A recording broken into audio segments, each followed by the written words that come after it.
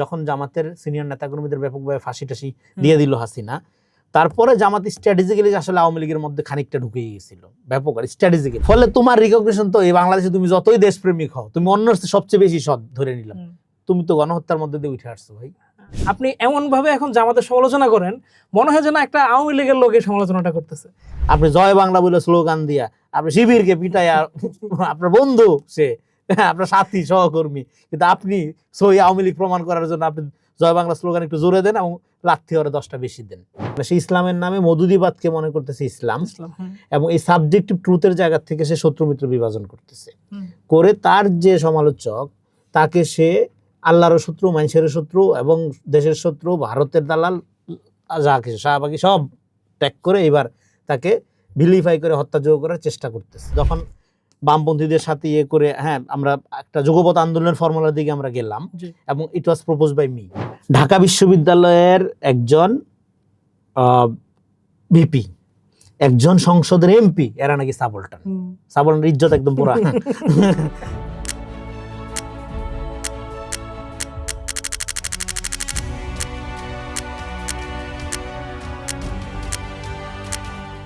দর্শক, Dhaka পেপারসের exclusive interview সিরিজে আজকে আমাদের সাথে আছে একজন খুব বিশেষ অতিথি। আমাদের সাথে আছেন লেখক, চিন্তক, জবান সম্পাদক রেজাউল করিম রনি। রনি ভাই, অনেক স্বাগত জানাই। জি, ধন্যবাদ। প্রথমবারের মতো ঢাকা পেপারসের স্টুডিওতে আসলাম, আমাকে আমন্ত্রণ জানানোর জন্য কৃতজ্ঞতা। ভাই, আপনার সাথে আসলে আমার অনেকগুলো পয়েন্টে আলাপ করার জায়গা আছে, আমি একটু একটু করে শুরু করতে চাই। এবং শুরুতেই আমি ধরবো হচ্ছে জামাত ইস্যুতে। কারণ হচ্ছে যে আপনি সাম্প্রতিক সময়ে সবচেয়ে বেশি সোশ্যাল মিডিয়া যে বিষয়ে ব্যাস খাইতেছেন, এর মধ্যে জামাত অন্যতম। কিন্তু আমরা একটু একাডেমিক ভাবে যদি দেখি, যে আপনি প্রায়ই হচ্ছে নিটশের স্লেভ মোরালিটির আলাপটা সামনে আই না বলার চেষ্টা করেন, যে কি বাংলাদেশের মানে এই রাজনৈতিক সংস্কৃতিতে জামাতের যে রাজনীতিটা, এটা হচ্ছে মোরালিটি উইদাউট প্রিন্সিপাল। এই কনটেক্সটটা কি আসলে, এটা একটু বুঝে আগে। খুবই গুরুত্বপূর্ণ আলাপ, এবং আমি এই ধরনের আলাপ পছন্দ করি, যেখানে টকশোর সারফেস লেভেলের তর্ক বিতর্কের বাইরে একটা ইনডেপথ আলাপের সুযোগ তৈরি হয়। এটা খুবই গুরুত্বপূর্ণ। জামাতের লোকজন তারা যে মোরালি নিজেদের সুপিরিয়র মনে করে, এটার মনে করার কারণটা কি, এটা যদি আমরা বুঝতে পারি তাহলে এটা তাদের এই অবস্থানটা আমাদের রিড করা সহজ হবে। এটার কারণটা হলো যে তারা কিন্তু মনে করতেছে যে এখানে তারা ইসলাম কায়েম করতে চায়, তারা ধর্ম এবং ইসলামের ব্যাপারে বেশিরভাগ মানুষেরই আমাদের আবেগ আছে এবং একটা কমিটমেন্ট আছে। সেই কারণে তারা মনে করে তারা তো একটা হলি ডিউটির মধ্যে আছে। ফলে এই হলি ডিউটি পালন করতে গিয়ে যদি ভোট চুরি করতে হয় কোনো সমস্যা নাই, যদি প্রপাগান্ডা ছড়াইতে হয় কোনো সমস্যা নেই, যদি মেয়েদের গালাগালি করতে হয় কোনো সমস্যা নেই, যদি কেউ এই হলি জিনিসের করে সমালোচনা করে বা এর বিরুদ্ধে দাঁড়ায়, সে তো তাহলে খুব খারাপ কাজ করলো, ফলে তার চরিত্র হনন করা যায়। ফলে এই যে সে প্রিসাপোজ করতেছে, এটা 3টা দিক থেকে এটা আলোচনা করা যায়। একটা হলো সে মনে করতেছে এটাই ট্রুথ, এটা একটা সাবজেক্টিভ ট্রুথ, মানে সে ইসলামের নামে মধুদিবাদকে মনে করতেছে ইসলাম, এবং এই সাবজেক্টিভ ট্রুথের জায়গা থেকে সে শত্রু মিত্র বিভাজন করতেছে, করে তার যে সমালোচক তাকে সে আল্লাহর শত্রু, মানুষের শত্রু এবং দেশের শত্রু, ভারতের দালাল, যা কিছু শাহবাগী সব ত্যাগ করে এবার তাকে ভিলিফাই করে হত্যাযোগ্য করার চেষ্টা করতেছে। কিন্তু সে যেটা সফল কেন হচ্ছে না সেটা পরে বলতেছে। এটা গেল একটা পয়েন্ট। আরেকটা দিক হলো সে তার লোকগুলো অসৎ, চোর, বাটপার, এটা বলা যাবে না। লোকগুলো কিন্তু প্র্যাকটিক্যালি অসৎ না, কিন্তু তার যে পুরো ইকোসিস্টেমটা হইলো করাপ্ট। কিরকম, যেটা উদাহরণ আমি দিচ্ছিলাম, যেমন আমি এখানে ঢাকা পেপারসে ছলে বলে কৌশলে একটা চাকরি নিলাম, অবৈধভাবে চাকরিটা নিলাম, নিয়ে আমি বৈধ উপায়ে অফিস করি, বৈধ উপায়ে আমার যে ডিউটি তার চেয়ে আমি ভালো দায়িত্ব পালন করি, তার চেয়ে বেশি আমি অনেস্ট। আমার কলিগ ঘুষ খায় কিন্তু আমি খাই না, কিন্তু আমার প্রক্রিয়াটাই হলো অসৎ। সেটাকে আমি বলছি মোরালিটি উইদাউট প্রিন্সিপাল। তো জামাত এই জন্য ক্ষমতায় আসার ক্ষেত্রে সে যে মিথ্যা কথা বলে, সে যে সকালে শরিয়ার কথা, বিকালে গণতন্ত্রের কথা বলে, ইসলাম যে সিরাতুল মুস্তাকিমের লাইন, ইসলামে যে চালাকের কোনো সুযোগ নেই, এই প্রিন্সিপাল সে মানবে না। হ্যাঁ, প্রিন্সিপাল না মাই না, সে নিজেকে একটা মোরাল এজেন্ট আকারে ক্লেম করা, এইটা একটা ফ্যানাটিক প্রবণতা তৈরি করে, এবং এটা আল্ট্রাফ্যাসিজমের দিকে নিয়ে যায় এই ধরনের গ্রুপকে। নরেন্দ্র মোদী বা যে কোনো রকম রাইট উইং পপুলিস্ট ফ্যানাটিক প্রবণতার ভিতর থেকে এক ধরনের ফ্যাসিবাদ তৈরি হয়, যেটার প্রকৃষ্ট প্রাতিষ্ঠানিক কাঠামো হলো জামাতে ইসলাম বাংলাদেশে চর্চা করে। আওয়ামী লীগও একই ধরনের চর্চা করতো, এটা রেস দিয়ে করতো, ট্রাইব দিয়ে করতো, বাঙালি জাতিবাদ দিয়ে করতো, এটা এরা মৌদুদিবাদ দিয়ে করে, ইসলামের মৌদুদি ব্যাখ্যা বা জামাতি ব্যাখ্যা দিয়ে করে in the name of Islam, যেটা ইসলামের সাথে কন্ট্রাডিক্টরি বা ইসলামও বলবে যে এটা মানে অন্যান্য ঘরানার বা অন্যান্য স্কুল অফ থটের ইসলামিস্ট এটাকে শত্রু মনে করে বা ইসলামের জন্য থ্রেট মনে করে।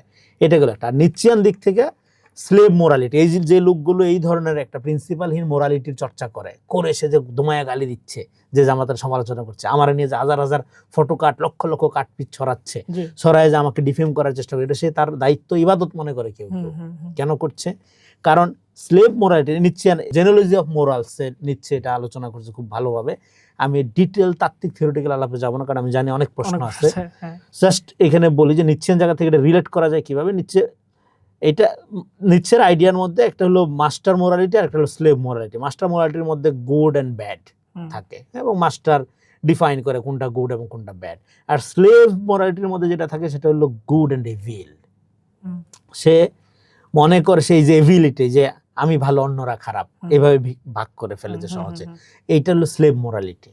স্লেভ মোরালিটির ক্যাটাগরির মধ্যে পড়ে। সেদিক থেকে আমি বলছি এটাকে নিশ্চিয়ান ওয়েতেও পাঠ করা যায়। ওকে, সো আমরা তাহলে এখানে কিন্তু তিনটা কনোটেশন থেকে আমরা এই ফেনোমেনাটাকে, যে আমাদের এই ইডিওলজিক্যাল পয়েন্টটাকে আমরা বোঝার চেষ্টা করতে পারি বা করলাম এখানে। সো এই দিক থেকে যদি আপনারা দেখেন তাহলে এই ধরনের রাজনীতি এবং পলিটিক্সে এই জিনিসটা, হ্যাঁ, এই জিনিসটা যদি আপনি রিড করতে পারেন তাহলে ডেমোক্রেটিক পলিটিক্স থেকে ইডিওসেন্ট্রিক পলিটিক্সকে আপনি আলাদা করতে পারবেন। ডেমোক্রেসি কিন্তু কোনো মতাদর্শ না, ডেমোক্রেসি হলো ভ্যালুস, মূল্যবোধ। গণতন্ত্রকে যদি আপনি ইডিওলজি মতাদর্শ মনে করেন তাইলে কিন্তু গণতন্ত্রের নামে একটা ফ্যাসিবাদ কায়েম করবেন আপনি। গণতন্ত্রকে কখনো মতাদর্শ আকারে নেওয়া যাবে না। গণতন্ত্র ভ্যালুজ, এবং রাষ্ট্র যখন পরিচালিত হবে 5 তারিখের পরে যেটা বলছিলাম, রাষ্ট্র হবে ভ্যালু বেজ, ইডিওলজি থাকবে সমাজে। হ্যাঁ, আপনি সমাজে থাকুক আপনি, অসুবিধা নাই, কিন্তু রাষ্ট্র ভ্যালু বেজ, এবং রাষ্ট্র সেটা কি করবে, রাষ্ট্র একটা ভ্যালুসকে শুধুমাত্র বাঙালি জাতীয়তাবাদ প্রগতিশীলতাকে প্রমোট করবে না, শুধুমাত্র এক ধরনের ইসলামিজমকে প্রমোট করবে না, শুধুমাত্র এক ধরনের খ্রিস্টানিটি বা হিন্দুইজমকে প্রমোট করবে না। রাষ্ট্র করবে কি, ভ্যালু প্লুরালিটি করবে। এটা হলো জন স্টুয়ার্ট মিলরা লিবার্টির ধারণাটা, যেখানে এটা অনেক ক্রিটিক আছে, এটার সমস্যা গণতন্ত্র অনেক সমস্যা, যেটা ক্রিটিক তো সে প্লেটোর আমল থেকে হয়ে আসতেছে। তো যখন স্টুয়ার্ট মিলরা এই লিবার্টির এই ধারণাটাকে তারা নতুন করে ব্যাখ্যা করলো এবং এর মধ্যে দিয়ে দুনিয়ার মুক্তি খোঁজা শুরু করলো, তখন এর যে নানা ক্রিটিক, সেই ক্রিটিকগুলো কিন্তু অনেক শক্তিশালী ক্রিটিক আছে। কার্ল স্মিথ তো উড়াই দিছে এগুলো, এবং কার্ল স্মিথের ক্রিটিক ফালাই দেওয়ার মতো না। সেখানে ইসায়া বার্লিন নামে একজন পপুলার থিঙ্কার ছিল, ওই সময়ের পপুলার, বাটন রাসেল টাসেল তার খুব অপছন্দ করতো। তিনি বেসিক্যালি এই জিনিসটা আয়া করছে যে তাহলে রাষ্ট্র স্বাধীনতা বা এই জনগণের লিবার্টি নিশ্চিত করতে হলে সমাজে তাহলে বিভিন্ন রকম যে মতাদর্শ, বিভিন্ন রকম যে ভ্যালুজ, সেক্ষেত্রে রাষ্ট্র কি করবে, রাষ্ট্র হলো ভ্যালু প্লুরালিটি করবে। ওকে, সব ধরনের ভ্যালুকে, ভ্যালুকে প্লুরাল, রাষ্ট্র ইটসেলফ কোনো রকম কোনো ভ্যালুজকে সিঙ্গেল আউট করবে না, কয়েন করবে না। এখানে আমি যে ইয়াটা বলতে চাই, আপনার ধরেন সবচেয়ে বড় সমালোচনা আপনার সম্পর্কে যেটা, যে ধরেন আপনি এমন ভাবে এখন জামাতের সমালোচনা করেন, মনে হয় যেন একটা আওয়ামী লীগের লোক এই সমালোচনাটা করতেছে, এই ধরনের একটা কথা আসছে। ধরেন আওয়ামী লীগের রাজনীতিতে তো একটা জামাত সমালোচনার উপরে দাঁড়ায় থাকা, বা আমরা দেখলাম যে জুলাইতে একদম লাস্ট মোমেন্টে জামাত নিষিদ্ধ করার একটা পপুলিস্ট প্রবণতা, এবং ট্রাইব্যুনালের বিষয়গুলো তো আছেই। তো এখনকার কনটেক্সে আপনি আসলে জামাতের আসলে কতটুকু স্পেস থাকা উচিত, এরকম কোন জায়গায়? আমি এই যে আমি এর আগের পর্বে যেটা বললাম, আমি যে বললাম যে জামাতের লোক ডিসঅনেস্ট না পার্টিকুলারলি, এটা কোনো আওয়ামী লীগের লোক বলবে না। আমি তো বলতেছি জামাতের লোক প্র্যাকটিক্যালি পার্সোনালি অনেক অনেস্ট লোক আছে, আমি নিজে দেখছি অনেস্ট লোক আছে, কিন্তু সে ওই মোরালিটিটার মধ্যে ওই যে নিচ্ছেন যে স্লেভ মোরালিটির যে আলোচনাটা আমি করলাম, এটা কোনো আওয়ামী লীগের লোক করবে? কোনো, আমি জীবনে শুনি নেই, আমার পারলে একটু বললো কেউ যদি করে, কোনো আওয়ামী লীগের লোক করবে না। এবং আমি যখন এবং আমি এটা খুবই একটা কি বলবো, যে খুবই একটা ফালতু এবং অন্যায় দাবি আমার প্রতি।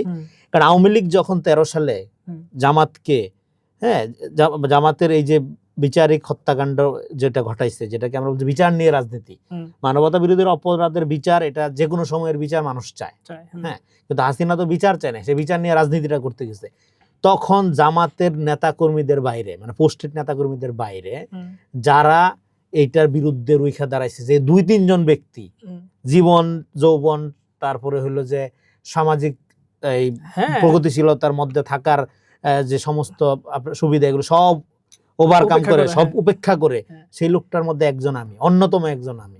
এবং আমি তখন আমার লেখার শিরোনাম কি, বিচার নিয়ে রাজনীতি, গণহত্যার আবির্ভাব, ফাঁসি দিলে কি হয়, এগুলো তখন আমার দেশে আমি এই কলামগুলো লিখতাম, এবং এগুলো হাজার হাজার শেয়ার হইতো লিখতো। তো এবং কারণ কি আমার কাছে মনে হয়েছিল যে হাসিনা তাদের প্রতি অন্যায় করতেছে, সেই অন্যায়টার বিরুদ্ধে আমি দাঁড়াইছি। কিন্তু সেইটার দাঁড়ানো মানে এই জিনিস না যে জামাতের রাজনীতি যেটা আমাদের যে ইডিওলজিক্যাল পয়েন্ট সেটাকে আমি কোনোদিনও জামাতের ইডিওলজিক্যাল পয়েন্টের সাথে একমত না, কিন্তু এখনো পর্যন্ত জামাতের প্রত্যেকটা লোকের মানবাধিকার মানবিক মর্যাদা নিশ্চিত করার পক্ষে 13 সালেও ছিলাম, এখনো আছি, ভবিষ্যতেও থাকবে। That's my ethical stand point. তো ফলে তার মানে কিন্তু জামাত আমার এই মানবিক মর্যাদা বোধ রক্ষার ক্ষেত্রে রাজি না, ফলে জামাত একটা প্রপার আওয়ামী লীগ পলিটিক্যালি। আমি জামাতের উপর যে কোনো রকম অন্যায় অত্যাচার বা তাকে ডিফেম করা, তাকে ট্যাগিং করা, এটা হলে আমি প্রতিবাদ করবো, দাঁড়াবো। এবং শিবির এখন কেন গুপ্ত রাজনীতি করবে, এখন প্রকাশ্যে বুক ফুলায় রাজনীতি করবে? এতদিন আওয়ামী লীগ তার রাজনীতি করতে দেয়নি, এখন তার কেন গুপ্ত থাকতে হবে? ফলে আমার পজিশনটা তো তাকে মেইন স্ট্রিম করা। আমি যে আমাদের সাথে এঙ্গেজ হইতে গেছিলাম, এঙ্গেজ করতে চাই, সমালোচনা করি, করার মধ্যে দিয়ে কি তাকে একটা ডেমোক্রেটিক পলিটিক্সে কান্ট্রি উইদাউট আওয়ামী লীগ বা পোস্ট আওয়ামী লীগ এরাতে আমাদের তো পলিটিক্স লাগবে, আমাদের তো পার্টি লাগবে, আমরা একটা মাল্টি পার্টিজান পলিটিক্সে ঢুকবো। তো সেক্ষেত্রে জামাতকে 5 তারিখের পরের রাজনীতিতে নিয়ে আসার একটা উদ্যোগ ছিল আমার। কিন্তু সেই উদ্যোগের মধ্যে যখন আমি এঙ্গেজ করতে গেলাম, তাকে ক্রিটিক্যালি আনতে গেলাম যে একটা মতাদর্শপন্থী রাজনীতির বিরুদ্ধে গণঅভ্যুত্থান হয়েছে, সেটা মুজিববাদ যেরকম খারাপ, মধুদিবাদও খারাপ, আসেন আমরা গণতান্ত্রিক রাজনীতি করি, সবার আগে বাংলাদেশ পন্থার দিকে ফিরি। ওগুলো তুই কালামাগুর, তুই আমি কইতেছি কি এটার ব্যাপারে কোনো তার হুঁশ নাই। সে আমার আর্গুমেন্টটা তো নিচ্ছে না, সে ডিফেন্ডার, যেটা আওয়ামী লীগ যেটা করতো। আওয়ামী লীগ আমাকে যে গালি দিত, শাহবাগের সময় আমাকে জঙ্গি, রাজাকার, এগুলো যেভাবে যা যা বলছে, হ্যাঁ, এবং আমাকে দালাল, তারপরে হইলো যে ছোট লোক, গ্রাম্য, অশিক্ষিত, যা যা বলছে, সেম জিনিসগুলো, শুধু রাজাকারের পাটটা যেটা তাদের ক্ষেত্রে যায় এটা বাদ দিয়া সবই তারা আমার ক্ষেত্রে ব্যবহার করে। যেখানে আপনার কি বলে যে সেই সময় সিপি গ্যাং যা যা গালি দিত, সিপি গ্যাং যে সমস্ত ফটো কার্ড বানাইতো, তখন তো এআই ছিল না, সিপি গ্যাং বরং অনেক অর্গানিক্যালি এগুলি করতো, কারণ কষ্ট করে গ্রাফিক্স দিয়ে বানাইতো। আর এখন এআই মেরে দিলে, কমান্ড মারলেই হয়ে যায়, সহজ হয়ে গেছে তাদের জন্য গালিগালাজ। কিন্তু সেম জিনিস তারা চর্চা করে, একটা প্রপার আওয়ামী লীগ হয়ে উঠছে। রনি ভাই একটু সামনের দিকে আগাই, যে আপনি হচ্ছে যে পলিটিক্স অফ হিউমিলেশনের কথা বলেন, যে অপমানের রাজনীতির ধারণা নিয়ে আসছে। তো আপনি এখানে বলেন যে যেখানে দীর্ঘ অপমানের শিকার একটা শক্তি ক্ষমতায় পায়, তখন অন্যকে অপমান করে। তো এটা একটু যদি ব্যাখ্যা করেন। এটা হলো আমি যে খুবই গুরুত্বপূর্ণ বই গোপাল গুরু, এটা আমি যখন দিল্লিতে একটা ইয়াতে গেছিলাম আলোচনায়, আশিস মন্দিরে দাওয়াতে, তখন আমি এই বইটা কিনছিলাম। পরে আমি এটা হঠাৎ করে আমার লাইব্রেরিতে খুঁজে বাইরে ধুলাডালি পরিষ্কার করে, এই ফ্যাসিলিটি বাংলাদেশে ধরেন এই জিনিসই দরকার। হ্যাঁ, হিউমিলেশন, ক্লেমস এন্ড কনটেক্সট, বইটার নাম, এডিটেড বাই গোপাল গুরু। গোপাল গুরু একজন খুবই প্রমিনেন্ট সমাজবিজ্ঞানী, অত পপুলার না, but is a very original thinker. তো এখানে এটা লম্বা আলাপ, আমি জাস্ট এখানে বাংলাদেশের কনটেক্সটে একটু করি, যে সেটা হলো যে হিউমিলেশনটা বাংলাদেশের কনটেক্সটে জামাতে কি করা হয়েছে, আগের প্রশ্ন ইয়ার সাথে রিলেট করা যায়। আওয়ামী লীগ তো বেসিক্যালি জামাত পরিচয়টাকে এমনভাবে একটা হরিফিক করছে, এমনভাবে এটাকে ডিফেম করছে, এটা হত্যাযোগ্য। জামাত শিবির পিঠে আমার একটা কালচারে পরিণত হয়েছিল আমাদের এখানে। হ্যাঁ, এবং এটার সাথে বিএনপি কে ট্যাগ লাগাই দিতে পারলে মনে হচ্ছিল এটাকে এরকম এলিমিনেট করে ফেলা যাবে, কিন্তু বিএনপি সবসময় একটা ডেমোক্রেটিক ভ্যালুজের দিকে নিজেকে পুশ করছে বা রাখার চেষ্টা করছে। তো সেই কাঠামোটার মধ্যে থাকতে থাকতে, এবং এটার মধ্যে যখন তারা টিকতে পারলো না, বেসিক্যালি 14 সালের পরে, মানে যখন জামাতের সিনিয়র নেতাকর্মীদের ব্যাপকভাবে ফাঁসি টাসি দিয়ে দিল হাসিনা, তারপরে জামাত স্ট্র্যাটেজিক্যালি আসলে আওয়ামী লীগের মধ্যে খানিকটা ঢুকে গিয়েছিল, ব্যাপক আর স্ট্র্যাটেজিক্যালি, এটা হচ্ছে পার্ট অফ দেয়ার ডিসিশন ছিল। ইভেন কামরুজ্জামানের লেখালেখি যদি পড়ি, তাহলে জামাতের এন্টার পলিসি, আওয়ামী লীগের ক্ষেত্রে এঙ্গেজমেন্ট বা আওয়ামী লীগের বিরোধীদের ক্ষেত্রে পলিসিগুলো যে ভুল ছিল, এই সমালোচনা কিন্তু জামাতের ভিতর থেকে আসছিল, কিন্তু কামরুজ্জামানকে তারা ওইভাবে গুরুত্ব দেয় নাই বা করে না। কিন্তু সেই লোকটা খুবই পলিটিক্স বুঝতো বলে মনে হয় আমার। তো এখন তারা যখন এটা দুইটা কাজ করছে, যখন ওই ফাঁসিগুলো যখন দেওয়া হচ্ছিল, তোমার হয়তো মনে আছে, তখন কিন্তু বারবার একটা খবর, বিভিন্ন রকম খবর প্রচার করা হইতো যে ওনারা করতেছে, রাষ্ট্রপতির কাছে প্রাণ ভিক্ষা চাচ্ছে, হ্যাঁ, এই পরিবার গিয়ে দরখাস্ত করবে জীবন, কিন্তু তারা বলতেছিল যে না, আমরা প্রাণ ভিক্ষা চাইবো না, যা হয় হবে, কারণ এটা তো কোনো বিচার না, বিচার নিয়ে রাজনীতি হচ্ছে, এটা একটা ক্যাঙ্গারু কোর্ট হচ্ছে। সো তারা আওয়ামী লীগের সাথে কোনো কম্প্রোমাইজে গেল না। আপনারা প্রতিরোধ করলেন, প্রতিবাদ করলেন, তারপরে যাই হোক হাসিনা আপনাদের উপর ব্যাপক চালাইলো, তারপরে আপনারা কম্প্রোমাইজে চলে গেলেন। এটা তার মানে কি আপনাদের নেতাকর্মীরা যারা জীবন দিল, আপনি তাদের সাথে গাদ্দারি করলেন। তারা তো হাসিনা যদি ক্ষমা চাইতো তারা, হ্যাঁ, তাহলে হাসিনা তাহলে তো এদেরকে এইভাবে মরতে হইতো না। তো সেটা তারা করলো না, কিন্তু আপনি চলে গেলেন। চলে যাওয়ার মধ্যে দিয়ে আপনি আসলে যেটা করলেন, যে আপনি যে মোরাল, এই যে বললাম যেটা, যে মানে মোরালিটি উইদাউট প্রিন্সিপাল, হ্যাঁ, আপনি তো এটা করতে পারেন না, হুম, প্রিন্সিপালি আপনি এটা করতে পারেন না। আপনি একটা এন্টি আওয়ামী ফোর্স হিসাবে নিচ্ছে ছাত্রে যে কথাটা বলছে যে আমি সেই শত্রুকে সবচেয়ে ঘৃণা করি যে তার অত্যাচারীকে পূজা করে, হুম, যে তার অত্যাচারীকে সার্ভ করে। আপনি জয় বাংলা বলে স্লোগান দিয়া আপনি শিবিরকে পিটাইয়া আপনার বন্ধু সে, আপনার সাথী সহকর্মী, কিন্তু আপনি সই আওয়ামী লীগ প্রমাণ করার জন্য আপনি জয় বাংলা স্লোগান একটু জোরে দেন এবং লাথি ওরে 10টা বেশি দেন। এটা কোন ধরনের রাজনীতি? এটার মধ্য দিয়ে সেলফ কলাপস করে, তার আর কোনো পসিবিলিটি থাকে না। ফলে আওয়ামী লীগ এবং ফ্যাসিবাদকে প্রলম্বিত করার দায় জামাতকে নিতে হবে। যখন আমরা বাংলাদেশকে দুই ভাগে ভাগ করার চেষ্টা করছি, হয় আপনি ফ্যাসিবাদের পক্ষে অথবা বিপক্ষে, এর বাইরে আর কিছু থাকবে না। সেখানে আপনি চালাকির নামে, সেখানে আপনি পলিসির নামে, সেখানে আপনি কৌশলের নামে যখন ফ্যাসিবাদের সাথে অ্যালাইন করেন, তখন তো ফ্যাসিবাদকে পরাজিত করতে আমাদের সময় বেশি লাগে, তখন তো এটা লংজিভিটি পায়, তখন তো এটা আরো স্ট্রেনদেন হয়। হ্যাঁ, বিএনপির লোক মারা যায় নাই, মুস্তাক বামপন্থী মারা যায় নাই, অন্য হাসিনার অত্যাচারের শিকার কে হয় নাই? হ্যাঁ, তো তাই বলে আপনি মিশা যাবেন? আপনার উপর অত্যাচার বেশি হয়েছে ধরলাম, আরো তো হয়েছে, প্রত্যেক জীবন গুরুত্বপূর্ণ, কিন্তু এই যে ideology matter, position matter ultimately. তাহলে আপনি আপনার পজিশনের সাথে কম্প্রোমাইজ করার কারণে ফ্যাসিবাদকে প্রলং করার দায় আপনাকে নিতে হবে ঐতিহাসিকভাবে। এটা আগামীতে যখন আলোচনা হবে, এই গুপ্ততা নিয়ে তারা যখন মনে করে যে হ্যাঁ এই জিনিসটা মানে একটা কৌশল, গৌরবের বিষয়, নো, এটা গৌরবের বিষয় না। যেখানে ফ্যাসিবাদের পক্ষে বিপক্ষে আমরা সমাজকে ভাগ, এবং এই আন্দোলনটাই যে যখন বামপন্থীদের সাথে ইয়ে করে, হ্যাঁ আমরা একটা যুগপৎ আন্দোলনের ফর্মুলার দিকে আমরা গেলাম, এবং ইট ওয়াজ প্রপোজ বাই মি। 18 ইলেকশনের পরে এটা আমি প্রপোজ করছিলাম, পরে বিএনপি নেতৃত্বে এটা করা হয়েছিল। তো আওয়ামী লীগ কিন্তু ঠিকই বুঝছিল যে কাহিনীটা কি হচ্ছে, তার কনফিডেন্স লুজ হয়ে যাচ্ছিল, কারণ বামপন্থীরা আওয়ামী লীগের বিরুদ্ধে দাঁড়াচ্ছে, এটা সে কল্পনা করতে পারে। ওই সময় ওবায়দুল কাদের পত্রিকায় বিবৃতি দিচ্ছে, আমার মনে আছে।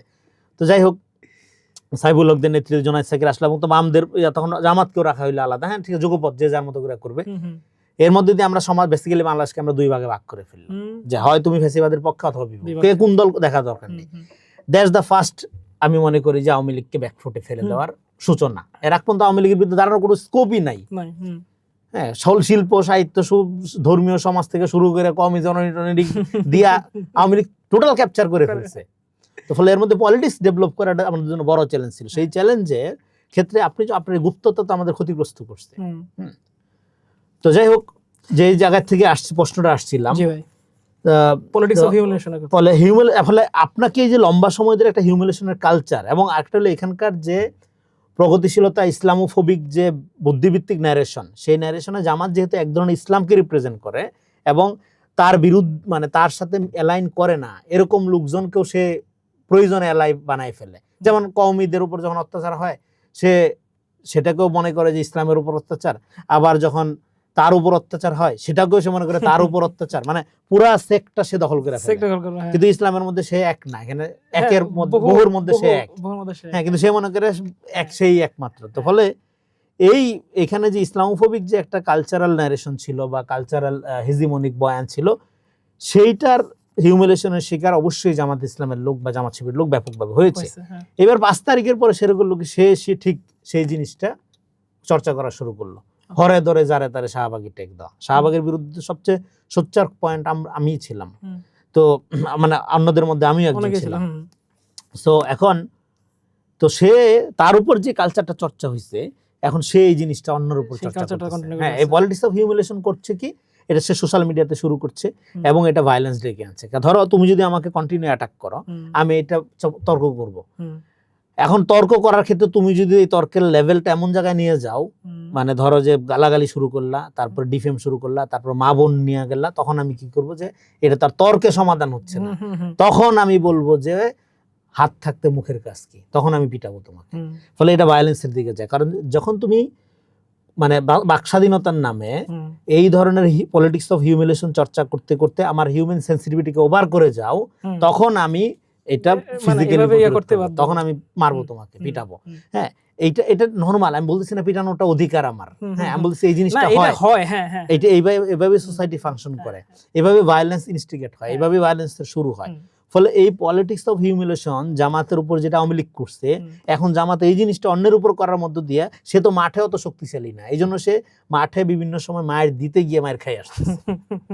কারণ সে তো সোশ্যাল মিডিয়া দখল করে মনে করে সেই বাংলাদেশের সবচেয়ে বড় সংগঠন, সব পপুলারিটি তার, হাহা বাহিনীর কারণে সে মনে করে সব, মাঠে যাই দিচ্ছে না, তার প্রতিপক্ষ তার চেয়ে তো অনেক শক্তিশালী। ফলে এই হিউমিলেশন তাকেও ক্ষতিগ্রস্ত করতেছে, তাকে একটা ইলিউশনের মধ্যে নিয়ে যাচ্ছে, যে ইলিউশন তার জীবনকে রিস্কের মধ্যে নিয়ে আরো যাচ্ছে। বেশি ইয়াতে ফেলে দিচ্ছে। ফলে এই আরেকটা দিক থেকে এই হিউমিলেশনের রাজনীতি তার কেন ঢুকতে হইলো, এটা বলে এখানে শেষ করি। সেটা হলো, সে তো বাংলাদেশের সোসাইটিতে একটা আনকমফোর্টেবল ফোর্স, ডিসকমফোর্টেবল ফোর্স। সোসাইটিতে সবচেয়ে গুরুত্বপূর্ণ, গোপাল গরুর আর্গুমেন্ট আছে এটা নিয়ে, গুরুত্বপূর্ণ হলো রিকগনিশন। এখন যেহেতু তুমি এন্টি নেশন পলিটিক্স করছো ৭১-এ, ফলে তোমার রিকগনিশন তো এই বাংলাদেশে তুমি যতই দেশপ্রেমিক হও, তুমি অন্য সবচেয়ে বেশি সৎ ধরে নিলাম, তুমি তো গণহত্যার মধ্যে দিয়ে উঠে আসছো ভাই, এটা তো ন্যাশনাল মেমোরিতে রয়ে গেছে। এখনকার তোমার ছেলেটা অসুবিধা নেই, 16 ডিসেম্বরে নাচে, তারপরে হলো সে আওয়ামী লীগের চেয়ে বড় বাঙালি জাতীয়তাবাদী ধরে নিলাম সাংস্কৃতিক প্রয়োজনে, হ্যাঁ, সে হয়তো তার গোপনে জামাত, প্রকাশ্যে সে অনেক বড় প্রগতিশীল, হ্যাঁ, এটা জাহাঙ্গীরনগরে গেলে দেখতে পারবা তোমরা। যাই হোক, তো কিন্তু প্র্যাকটিক্যালি তোমার তো সমাজে কোনো রিকগনিশন নেই। তুমি যখন তোমার পরিচয় নিয়ে হাজির হও, হয়তো তুমি মেধাবী, তুমি হয়তো খুব ভালো সাংবাদিক, হ্যাঁ, কিন্তু তুমি যখন তোমার পলিটিক্যাল এজেন্সি যখন জামাত, যখন তোমার পলিটিক্যাল এজেন্সি শিবির, সাদিক কায়েম যখন তোমার কাছে মহান নেতা, হ্যাঁ, শফিক সাহেব যখন তোমার কাছে সবচেয়ে আলোকিত ব্যক্তি, তোমার তো সমাজে রিকগনিশন নাই, রিকগনিশনের সুযোগ নাই। ফলে যেহেতু তোমার সমাজে রিকগনিশনের সুযোগ নাই, ফলে তুমি তোমার করো কি, রিকগনিশনের এই যে পুরো প্রক্রিয়াটা, এই প্রক্রিয়ার মধ্যে সব জায়গায় জাস্টিস আছে সেটা আমি বলছি না, প্রক্রিয়ার মধ্যে কারাপশন আছে, হ্যাঁ, কে কাকে রিকগনাইজ করে এটা একটা পলিটিক্যাল ব্যাপার, সেটা অন্য আলাপ। ফলে যেহেতু তোমাকে রিকগনিশনের কোনো প্রক্রিয়ার মধ্যেই রাখা হয় না, ফলে তুমি পুরো প্রসেসটাকেই ভিলিফাই করার চেষ্টা করো, হিউমিলেশন করার চেষ্টা করো, করার মধ্যে দিয়ে আমরা জানি তোমার সোশ্যাল রিকগনিশন দরকার, এই জন্য 5 তারিখের পরে আমি এঙ্গেজ হইতে গেছিলাম, এটা তাকে রিকগনিশন দেওয়ার একটা পার্ট আকারে, কিন্তু সেটা মিসরিড করছে। তো ফলে এই এবং সোশ্যাল রিকগনিশনের মানে যে কোনো রিকগনিশন একটা সোশ্যাল কস্ট আছে, সেই কষ্টটা নিবে না। সে আওয়ামী লীগের সময় আরামে থাকবে, বিএনপি সময় বিএনপি থাকবে, যেখানে বামপন্থী হতে হবে সে বামপন্থী হয়ে যাবে, সে সমস্ত সুবিধার মধ্যে তোর জলীয় ক্যারেক্টার মানে তরল ক্যারেক্টার আকারে ধরে থাকবে, আবার সে সমাজের রিকগনিশন আশা করবে, রাইট। ফলে রিকগনিশনের একটা সোশ্যাল কস্ট আছে, সেই কষ্টটা সে স্বীকার করবে না। যেমন আমি এর আগে যে ব্যাখ্যাটা দিলাম যে ফ্যাসিবাদের বিরুদ্ধে বুকে বুক চিতে নিজের আত্মপরিচয় নিয়ে রাজনীতি করলে যে বিকাশটা হয়, আর গুপ্ত বাগে থেকে যে বিকাশটা হয়, দুটোর মধ্যে আকাশ পাতাল তফাৎ আছে, বরং এতে করে ন্যাশনাল পলিটিক্স ক্ষতিগ্রস্ত হয়। তো ফলে এই যে রিকগনিশনের জন্য সোশ্যাল কস্ট, এইটা স্বীকার না করার কারণে তার মধ্যে অন্যকে হিউমিলেট করার, অন্যকে পলিটিক্স অফ হিউমিলেশনের দিকে নিয়ে যাওয়ার প্রক্রিয়াটা অনেক প্রবল। ফলে এইটা তাকে এই কাঠামোগতভাবে এই ন্যারেটিভ পলিটিক্স এবং হইলো একটা আরএসএস বিজেপি মার্কা পলিটিক্স থেকে বের না হওয়া পর্যন্ত এই সমস্যার সমাধান হবে না। সে এটা করতেই থাকবে, করতে করতে পুরো সমাজকে সে বিষয়ে তুলবে এবং সম্মিলিতভাবে তার লোকজন পিটানো শুরু করবে, যেটা আওয়ামী লীগের আমলে হয়েছে। রনি ভাই, একটু এই রিকগনিশনের প্রশ্ন থেকে একটু সিলেবাসের বাইরের একটা আলাপ করি। সেটা হচ্ছে এই যে সাম্প্রতিক সময় সোশ্যাল মিডিয়ায় এই যে গায়ত্রী বিভাগের সাবঅল্টার্নের আলাপটা আসতেছে, যে সাদিক কায়েম বা হাসনাত আব্দুল্লাহ অক্সফোর্ড ইউনিয়নে গেলেন এবং সেখানে আমরা ওই যে ওয়াল্লাহ ইন্নালিল্লাহ সাবঅল্টার্ন কথা বলতেছে। এখন আসলে কতটুকু কথা বললো এই বিষয়টা তো একটু বোঝা দরকার। আমি তোমার আলোচনাটা দেখলাম সাবঅল্টার্ন নিয়ে, এটা প্রাইমারি আলোচনা ঠিকই আছে, খুবই মানে ইনফরমেশনটা বোঝানোর চেষ্টা করা হয়েছে যে আসলে গায়ত্রী 1988 সালে এই প্রবন্ধটা কোন প্রেক্ষাপটে কিভাবে লিখছিল এবং মূল মেসেজটা কি। যাই হোক, আমি একাডেমিক আলাপ অনেক হয়ে গেছে, একটা হালকা আলাপে ফিরি। এটা হলো হাদি বিজনেস অ্যাসোসিয়েশন হাদিকে যে জায়গায় নিয়ে গেছে, সাবঅল্টার্নকেও এই জায়গায় নিয়ে যাচ্ছে। আর যে ভদ্র মহিলা নাবিলা ইদ্রিস, 5 তারিখের আগে তুমি তার চিন্তা, আমি তো চিনি ছোটবেলা থেকে, তুমি মাঠে ঘাটে ডান হোক বাম হোক যারা অ্যাক্টিভিজম করে একাডেমিশিয়ান সবাইকে কম বেশি চেনার কথা। তোমার সে আমিও খোঁজ খবর হয়তো সমানই রাখি, তো আমিও চিনতাম না তার এত বড় স্কলার। অথচ বাংলাদেশের যারা বাংলাদেশি বা সাউথ এশিয়ান বা অন্যান্য দেশের গুরুত্বপূর্ণ স্কলার, মানবাধিকার কর্মী এইসব নিয়ে কথা বলে, ইভেন সাবঅল্টার্ন স্টাডিজ বা গায়ত্রী বিভাগ বা এই রিলেটেড একাডেমিক কাজের সাথে তাদেরকে কম বেশি আমি চিনি বা তাদের লেখালেখা পড়ছি। তো এই ভদ্র মহিলা আইসা এমন এক তত্ত্ব হাজির করলো, হ্যাঁ, যে হাজির করে সে এটা একটা প্রপার ফ্যানাটিক যে প্রবণতা, সেটা আমি আবার লক্ষ্য করাচ্ছি। আবার এটাকে ডিফেম করতেছে আমাদের এই মেধাবী বন্ধুরা। আমার এক বন্ধু দা ওয়াদ্দা, এই ইন্টারিম গভর্নমেন্টের কর্মচারীরা মিলা যে পত্রিকাটা আনতেছে, সেখানে কলাম লিখছে when subaltern took the floor. Dhaka বিশ্ববিদ্যালয়ের একজন ভিপি, একজন সংসদের এমপি, এরা নাকি সাবলটান। সাবলটান ইজ্জত একদম পুরা। তো এরা নাকি সাবলটান। হ্যাঁ, তো আচ্ছা এখন মুশকিল হলো, আচ্ছা বললাম এরা সাবলটান, আচ্ছা এরা কি আওয়ামী লীগের আমলে সাবলটান ছিল? হাসনাত আব্দুল্লাহর কোচিং টোচিং করে ওই সময় শেখ নাকি স্বাবলম্বী, তারপরে তারা জয় বাংলা স্লোগান দিয়া, তারপরে ওইখানকার ওই যে অর্গানাইজেশন যেগুলো ছিল জাতিসংঘের আন্ডার, একটা ইয়ুথ অর্গানাইজেশন ছিল না, বিএলসি না কি যেন নাম ভুলে গেলাম, এগুলোর সদস্য ছিল তারা। ডিবেটিং সোসাইটির মধ্যে তারা বিভিন্ন ক্যাম্পাস ভিজিট করে বেড়াচ্ছে, হ্যাঁ, বক্তৃতা দিয়ে বেড়াচ্ছে, আলোকিত ছাত্র তারা। তো আওয়ামী লীগের আমলেও তো এরা সাবলটান ছিল না, কারণ তারা আওয়ামী লীগের সাথে ছিল, ওই সময় আমলে পাওয়ার পার্টি। এখন তারা সাবলটান হয় কিভাবে? ওকে, এটা গেল একটা প্র্যাকটিক্যাল। আচ্ছা আলোচনাটা আসলো কোথায়? এই যে হীনমন্যতা, এটা অক্সফোর্ড বাংলা ইউনিয়নের দাওয়াত। আমি তো ঢাকা বিশ্ববিদ্যালয়ে মনে মাসে একবার দুইবার আলোচনা করি, তো একটা তো ঢাকা বিশ্ববিদ্যালয়ের আমন্ত্রণ না, ওটা হলো বিশ্ববিদ্যালয় হলে আয়োজন করে বিভিন্ন অর্গানাইজেশন, ওখানে যায় কথা বলি। অক্সফোর্ডের এটাও এরকম একটা, তো সেটাকে অক্সফোর্ডের দাওয়াত বলে। এই যে ডিগ্রি ফ্রিক, এই যে বললাম যে রিকগনিশনের ঘাটতি, যে তার অভাব, সেটা পূরণ করার জন্য এই যে ন্যারেটিভ, মিথ্যার আশ্রয় নেওয়া, সেটা প্রুফ করার জন্য আবার ফ্যাক্ট চেক ইন্ডাস্ট্রিও তারা খুলে নিবে। আবার ভুয়া বুদ্ধিজীবী বা ভুয়া সাংবাদিক, ভুয়া মানবাধিকার কর্মী, ভুয়া তাত্ত্বিক, এটাকে আমি বলছি সুশীল মুনাফিক, বুদ্ধিজীবী ক্যাটাগরি। হ্যাঁ, এই সুশীল মুনাফিকরা তখন তথ্য উৎপাদন করা শুরু করবে। তো এখন জামাতে ইসলামের সমর্থক যারা বা এনসিপির এরা, এদের সাবলটান মানতে আমি রাজি। সাবলটান ক্যাটাগরিটা গ্রামসি ব্যবহার করছে এবং গায়ত্রী এটা ব্যবহার করছে, ওকে আনছে, এবং সাবলটান স্টাডিজ সারা পৃথিবীতে ইতিহাস চর্চার একটা নতুন ধারা শুরু করছে। ওকে, এটা নিয়ে একাডেমিক ইয়াতে আমরা প্রচুর চর্চা করি, লোকজন ইয়ে করে, আগ্রহ আছে অনেকের, এবং এটা একটা ট্রিমেন্ডিয়াস অ্যাচিভমেন্ট এবং একটা contribution to the human history, মানে হিউম্যানিটিসের নলেজ ইন্ডাস্ট্রিতে একটা ট্রিমেন্ডিয়াস কন্ট্রিবিউশন। রণজিৎ গৌর হাত ধরে এটা এই জায়গায় দাঁড়াইছে। সো এটা তো গ্রামসি এটা ব্যবহার করছিল প্রলেতারিয়েত অর্থে, শ্রেণী সংগ্রামের ধারণা। তো জামাত কি শ্রেণী সংগ্রামের রাজনীতি করে? মনে তো হয় না ভাই। তাহলে মানে কি, ও যখন দরকার প্রলেতারিয়েত মানে শ্রেণী সংগ্রাম, যখন দরকার গণতন্ত্রী, যখন দরকার শরিয়াপন্থী, মানে পিওর ফ্যানাটিক। এটাকে বলতে পারো এক অর্থে যে মানে পলিটিক্যাল ইউজ অফ সাবলটানিটি। সাবলটানিটি আছে বাংলাদেশে, সাবলটান আছে, অন্য দেশে সাবলটান। এবং সাবলটানিটির একটা বড় ক্রিটিক হইল সাবলটান বা নিম্নবর্গ যাদেরকে বলা হয় বা প্রান্তিক যাদেরকে বলা হয়, তারা এটা অর্গানিক বা একটা ধ্রুব কোনো ফোর্স না। আজকে বাংলাদেশে যে সাবলটান, কালকে সে নিউ ইয়র্কে যায়, হ্যাঁ, পুঁজিপতির দাস হয়ে সে এখানে একটা প্রভুর মতো হয়ে উঠতে পারে। হ্যাঁ, তো ফলে এইটা এমন কোনো ফিক্সড ধ্রুব কোনো ক্যারেক্টার না বা এন্টিটি না যে আজ তুমি সাবলটান, চিরদিন তুমি সাবলটান, এরকম না। এটা হাইব্রিড ব্যাপার। এটা পৃথিবী আর, এবং সাবলটানের স্ট্যাটাসকো এক এক জায়গায় ক্ষেত্র বিশেষে এক এক রকম। ইন্ডিয়াতে একরকম, বাংলাদেশে একরকম, হ্যাঁ, যেখানে জাতপাত শ্রেণীর ব্যবস্থাপনা একরকম, আদিবাসী সমাজে একরকম। তো ফলে এইটাকে এই যে হরে ধরে, এই যে ট্রুথ এন্ড মেথড ভুলা ফেলা, হ্যাঁ, মোরালিটি উইদাউট প্রিন্সিপাল, এটার সমস্যাটা ইন্টেলেকচুয়ালি এই সাবলটান তর্কটা যদি আমরা ফলো করি এদের মধ্যে আছে। এক্স্যাক্টলি, হ্যাঁ, এটা আমার কাছে মনে হয়েছে যে ধরেন যখনই সাবলটান আমি পরিচয় দেই, তখন তো সাবলটানিটি হারিয়ে যেতে থাকে। রাইট, এবং মানে সাবলটানিটির সমস্ত সম্ভাবনা ধ্বংস করার জন্য তারা নিজেরা এখন সাবলটান হয়ে, তাই না?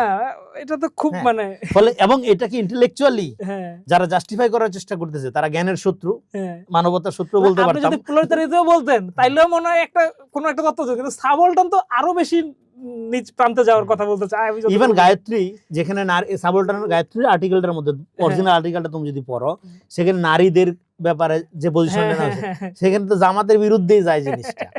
জামাত এই জিনিসগুলো করে, যে সমস্ত ইন্টেলেকচুয়াল নিয়ে তারা নাচানাচি করে বা ইন্টেলেকচুয়াল তত্ত্বগুলো নাচানাচি করে, এটা তারা প্যারাফ্রেজ করে। এগুলো প্রত্যেকটাই তাদের, বেশিরভাগ ক্ষেত্রেই প্রত্যেকটা দেখা গেছে তাদের যে পলিটিক্যাল পজিশনের বিরুদ্ধে, সেই আইডিয়ার বিরুদ্ধে যায়।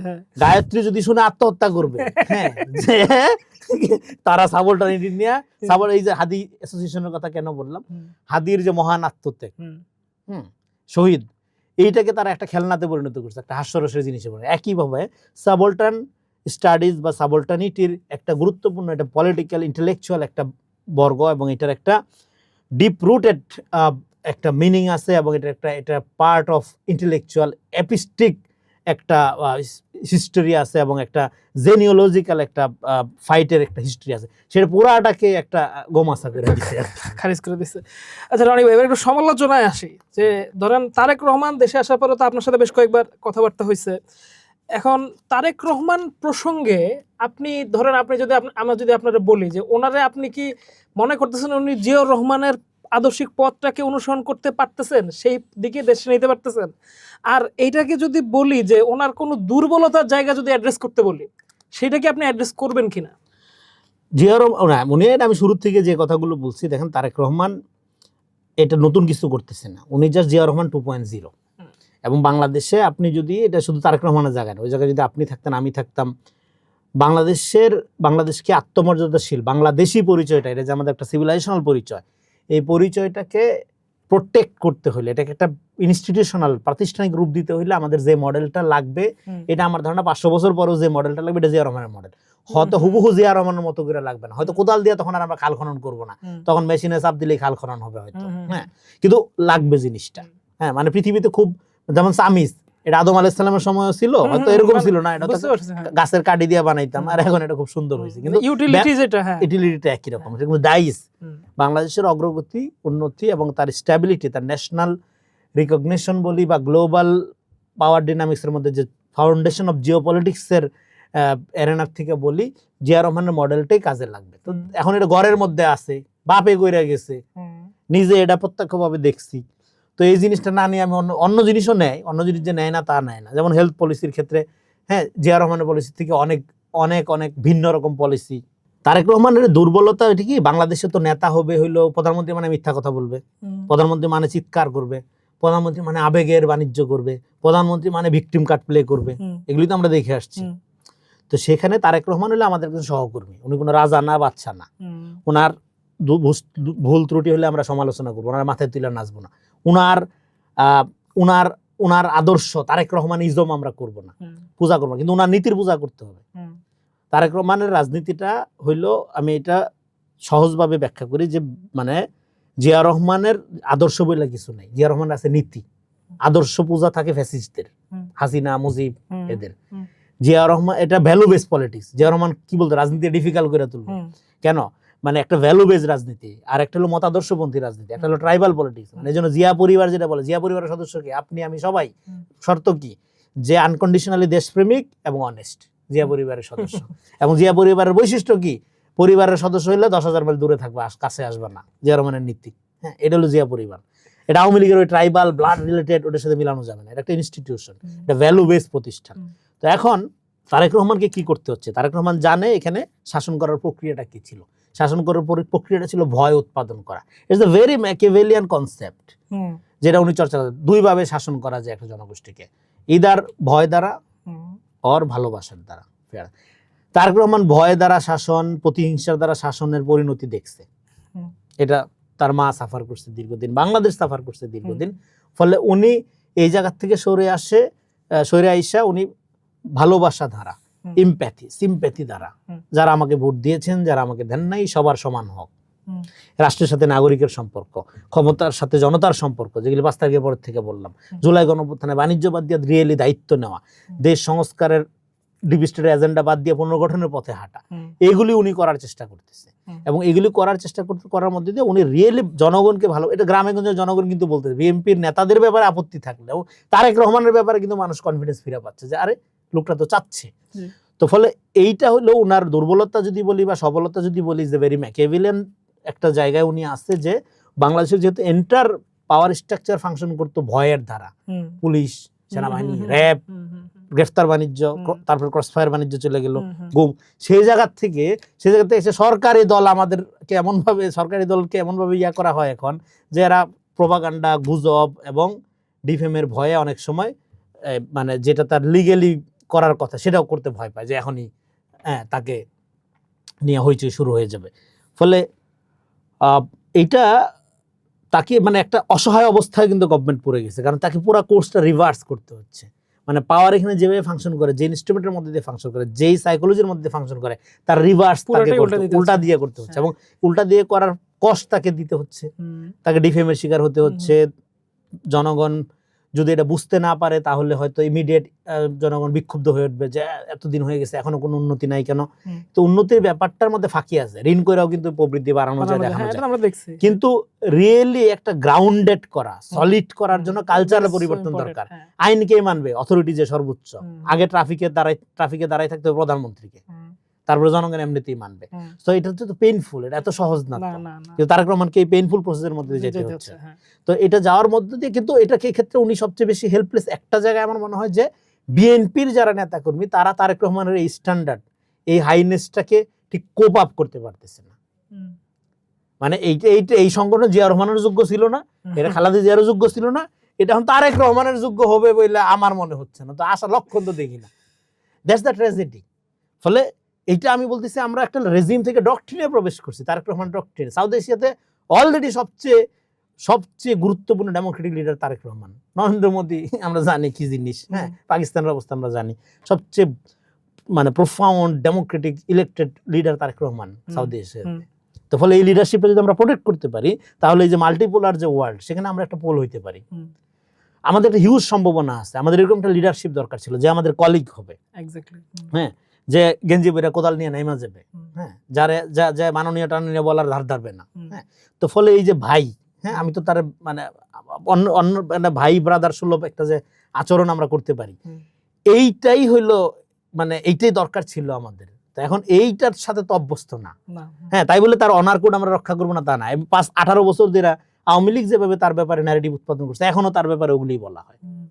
তারেক রহমানের সব সিদ্ধান্ত সঠিক, সব সিদ্ধান্ত আপনাকে মাইনে নিতে হবে, আমি এটা একবারও বলছি না। যেমন উনি কৃষির ব্যাপারে আমি অনেকগুলো জায়গায় দ্বিমত করছি, যেমন কৃষির ব্যাপারে উনি অনেক কথা বলছে, কৃষক কার্ড টার্ড, কিন্তু উনি সেফ ফুডের ব্যাপারে আলাপ কোথায়? নিরাপদ খাদ্য এটা জরুরি খাদ্য অবস্থার মধ্যে পড়বে, সেফ ফুড বাধ্যতামূলক করে দেওয়া উচিত, তাহলে স্বাস্থ্য বরাদ্দ কমে যাবে, রোগশোকও কমে যাবে। ফলে এই ইস্তেহার, এটা আমি ডিরেক্ট সমালোচনা করছি, সামনাসামনিও বলছি যে সেফ ফুডের ব্যাপারে বলতে হ্যাঁ এটা তো আমাদের গুরুত্ব দিতে হবে, উনি অ্যাকনোলেজ করেছে। তো ফলে এই আর্গুমেন্টের জায়গাটা আছে ওনার সাথে। তো এখন আমি বলতেছি তারেক রহমান এই ডক্ট্রিনটাকে প্রোটেক্ট করতে হলে আমাদের যেটা করতে হবে, তারেক রহমানের ডক্ট্রিন মানে হলো একটা নীতিবাদী শাসন ব্যবস্থা, রেজিম মানে তো আমরা জানি ফ্যাসিজম। তো এই নীতিটা এবং বিএনপির পলিটিক্সটা কি এটা বুঝতে হবে, জিয়া রহমানের পলিটিক্সটা কি এটা বইলে এই পর্ব র্যাপ আপ করবো। সেটা হলো একটা বিপ্লবী রাজনীতি, কিন্তু সেই বিপ্লবটা লাল নীল বই পড়ার বিপ্লব না। জিয়া রহমান উত্থান হয়েছিল কিন্তু জাসদ বামপন্থা ওই একটা উত্তঙ্গ সময়ে, কিন্তু বিপ্লবী আমল সেটা। সেখানে উনি দেখতেছে যে বিপ্লবী এই যে ইউটোপিয়ান যে সমস্ত উইশফুল প্রচেষ্টা, এগুলোর বাইরে বিপ্লবীরা কি চায়? কৃষক শ্রমিকের ভাগ্য উন্নয়ন চায়, ক্ষুধা দূর করতে চায়, মানবিক মর্যাদা চায়, তার কমিউনিটির একটা মর্যাদা। জিয়া রহমান এগুলোই তো করছে, এটা প্র্যাকটিক্যাল ব্যবহারিক বিপ্লববাদ। এই জন্য তারেক রহমান বড় বড় কথা বলার চেয়ে মাঠে কাজ করতে বেশি পছন্দ করে। Practically plan, I have a plan বলে শুরু করা, প্রোপাগান্ডা না। এই ইলেকশনটা কি ছিল? আমি কি বলছি, এটা প্রোপাগান্ডা বনাম পরিকল্পনা। মানুষ পরিকল্পনার পক্ষে রায় দিয়েছে। এবং তারেক রহমানের এই রাজনীতিটা টোটালটাকে আমি সাম আপ করছিলাম 5টি মডেল দিয়ে: ট্রুথফুলনেস, ট্রান্সপারেন্সি, ট্রাস্ট, আরেকটা কি বললাম, তারেক রহমান এরকম আর কি, আর ট্রান্সফরমেশন, রূপান্তর। এই 5টি মডেলের উপর ভিত্তি করে তারেক রহমান ডক্ট্রিন ফাংশন করছে, এবং এই ডক্ট্রিনটাকে সফল করাটা বিএনপির নেতাকর্মীদের দায়িত্ব। কিন্তু 18 বছর তো এই দলের রাজনীতি বিকাশ হয়নি, একটা ব্রুটাল ফ্যাসিবাদের বিরুদ্ধে ফাইট করছে। ফলে সবাই সমানভাবে এই হাইনেসটাকে কোপ আপ করে নিয়ে যেতে পারবে, এটা একটা বড় চ্যালেঞ্জ। ফলে রাজনীতি কঠিন যে কইরা তোলার ব্যাপারটা, এটা প্রথম কঠিন হয়ে যাচ্ছে বিএনপির নিজেদের জন্য, হ্যাঁ, পরে বিরোধীদের তো আছে। এইখানে এবার রনি ভাই আমি একটু আসতে চাই যে আমি আসলে দুইটা প্রশ্ন একসাথেই করতে চাই। একটা হইতেছে যে কি তারেক রহমানের বিরোধী দলকে কিভাবে ডিল করতেছেন উনি, এবং সেইটারেও মানে ওটা দেখার ক্ষেত্রে ধরেন এই যে একটা বলা হয় না যে স্বরাষ্ট্রমন্ত্রী দেশ চালাইতেছে নাকি তারেক রহমান, একটা সোশ্যাল মিডিয়ার সমালোচনা। আবার সরকারের নিজের ভিতরেও ধরেন দৃশ্যত দুইটা ঘটনা খুব কম সময়ের মধ্যে আমরা দেখলাম, যে একটা প্রতিমন্ত্রী নিজের সন্তানদের নামে জেলা উপজেলার ইউনিয়নের নাম করার চেষ্টা করতেছেন, এটা বন্ধ করা হয়েছে। আবার একজন এমপির সন্তান এই মাদকের সাথে যুক্ত হওয়ার পরে তারা গ্রেফতার করা হয়েছে, খুবই আশাবাদী একটা ব্যাপার। কিন্তু ইন দ্য ফার্স্ট প্লেস এই ধরনের লোক কিভাবে এতদূর পর্যন্ত চলে আসলো, সেটাও তো একটা প্রশ্ন। এটা কিছু করার নেই তো, পলিটিক্যাল পার্টি তো এরকমই, মানে এরকমই বলতে ধরেন এই লোকটা তো আসলে বিএনপি করে, জীবন শেষ করে ফেলছে তো বিএনপি করে, সব শেষ করে ফেলছে। এখন ওকে সব শেষ করে ফেলছে মানেই যে এটা একটা মানে যোগ্যতা, এটা আমি বুঝবো কিভাবে? তারা কাজে না লাগে। তো ফলে এটার তো রিভিউ হবে, এটা তার আমল নামায় যুক্ত হচ্ছে, দেখা যাচ্ছে না? এটা সারা বাংলাদেশ দেখতেছে, এটা পার্টিতে না, পার্টিরও তো একটা সিস্টেম আছে। ফলে পার্টি নিজেও তো একটা সংস্কার প্রক্রিয়ার মধ্যে দিয়ে আছে। বিএনপি নিজেও কিন্তু পলিটিক্যালি মানে কি বলবো যে এটা পলিটিক্যালি মানে তার যে স্ট্যান্ডার্ড সেখানে মিট আপ করার একটা যে প্রক্রিয়া, সেই প্রক্রিয়ার মধ্যে তার যে লুকগুলো এগুলো ব্যবহার করার মধ্যে দিতে যাবে। আর একটা খুব ইম্পর্টেন্ট পয়েন্ট এখানে, সালাউদ্দিন ভাইকে যেটা বলা হচ্ছে যে সালাউদ্দিন সাহেবকে যেটা বলা হচ্ছে যে উনি ছায়া প্রধানমন্ত্রী। দেখেন এখানে মির্জা ফখরুল ইসলাম আলমগীর দেশ বিএনপি মূলত ধরে রাখছে, চালাইছে এবং একটা ঐতিহাসিক অবদান রাখছে, তাই না? ডেফিনেটলি। এবং এখানে মির্জা ফখরুল ইসলাম আলমগীর এতটাই অ্যাপ্রোপ্রিয়েট ছিল, তারেক রহমান লন্ডনে, খালেদা জিয়া জেলে, দলটা টিকায় রাখা, হ্যাঁ, একটা ঐতিহাসিক ভূমিকা পালন করছে। কিন্তু যেই তারেক রহমান দেশে আসলো, দেশে আসার পরে যে সিনারি, যে ভাইবটা, তখন কি আমাদের মনে হয় নাই যে মানে যে কোনো লোকই পার্থক্যটা বুঝতে পারবে না? ওই সময় কিন্তু মির্জা ফখরুল ইসলাম আমাকে যথেষ্ট মনে হচ্ছিল, মোর দেন এনাফ, যথেষ্টের চেয়ে ভালো উনি করছেন, আমরাও অ্যাপ্রিসিয়েট করেছি।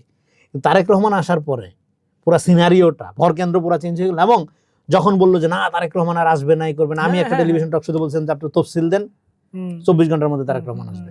তো গুছায় আসতে 24 ঘন্টা হয় না, একটু বেশি সময় লাগছে, কিন্তু উনি ঘোষণা 12 ঘন্টার মধ্যে যে আসতেছি তফসিল দেওয়ার পরে, যেটা আমি লাইভলি বলছিলাম, লাইভ শোতে বলছিলাম। যাই হোক, তো যেটা হচ্ছে এই যে তারেক রহমান আসার পরে মির্জা ফখরুল ইসলাম আলমগীরের ভূমিকা এবং তারেক রহমানের ভূমিকার মধ্যে একটা আকাশ পাতাল পার্থক্য দেখা যাচ্ছে না?